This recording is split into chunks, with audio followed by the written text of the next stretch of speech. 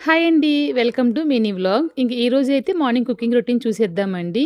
ఇంక ముందు రోజు ఒక 2, 3 రోజులు సరిపడేలాగా ఇడ్లీ, దోస పిండైతే తయారు చేసి పెట్టేసానండి. ఇంక ఈ పిండొచ్చేసి తమిళనాడు స్టైల్ అండి. ఇడ్లీ కోసం, దోస కోసం, ఇంకా పొంగనాలు లాంటివి చేయడానికి ఒకే పిండైతే సరిపోతుందనమాట. ప్రత్యేకించి 4, 5 రకాలైతే రుబ్బాల్సిన అవసరం ఉండదు. ఇంక ముందు రోజు నైట్ వచ్చేసి నేను చపాతీని వెజ్ కుర్మా చేశాను. ఉదయానికి కలిపి ఎక్కువగా అయితే చేశానండి. ఇంకొక పక్కన ఇడ్లీ వేసేసి, ఒక పక్కన కుర్మా అయితే వేడి చేశాననమాట. ఇంక ఇడ్లీ చూసారు ఎంత బాగా వచ్చిందో. మీకు ఈ పిండి రెసిపీ కావాలనుకుంటే గనుక రెసిపీ అని చెప్పేసి కమెంట్ చేసేయండి. ఇంక కుర్మా వేసేసి పిల్లలిద్దరికి తినిపించేసి స్కూల్‌కి, కాలేజీకి పంపించేసి మా ఆయనకి కాఫీ అయితే ఇచ్చేసానండి. ఇంక లగేజ్‌లు అయితే చూసారు కదా! మా ఇంటికి చుట్టాలయితే వచ్చారనమాట.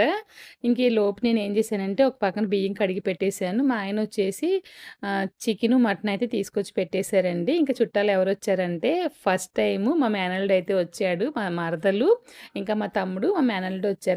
వచ్చేటప్పుడు స్వీట్స్ అనేవి తీసుకొచ్చింది తను. చాలానే ఎక్కువ తీసుకొచ్చింది. ఇంక నేను ఆల్రెడీ చెప్పాను కదా! ఎవరెవరికి ఏమి ఇష్టమో మేము ముందే చెప్పేసామంటే గనుక దానికి తగ్గట్లుగా తీసుకొస్తూ ఉంటారనమాట. ఇంక తర్వాత చూసారంటే పిచ్చిగూళ్ళనమాట.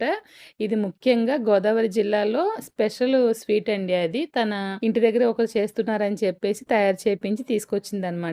ఇంక మా ఆయన ముందే వెళ్ళిపోవాలి కాబట్టి ఆయనకి మాత్రం నేను మటన్ కర్రీ తయారు చేసి ఆమ్లెట్ వేసి చారు పెట్టి అయితే బాక్స్ పెట్టి పంపించేశాను. ఇంక తర్వాత తీరిగ్గా మా కోసమైతే ఇంకా ఆల్రెడీ మటన్ కూర ఉంది కాబట్టి చికెన్ ఫ్రై చేసి మళ్ళీ రైస్ అయితే పెట్టాను.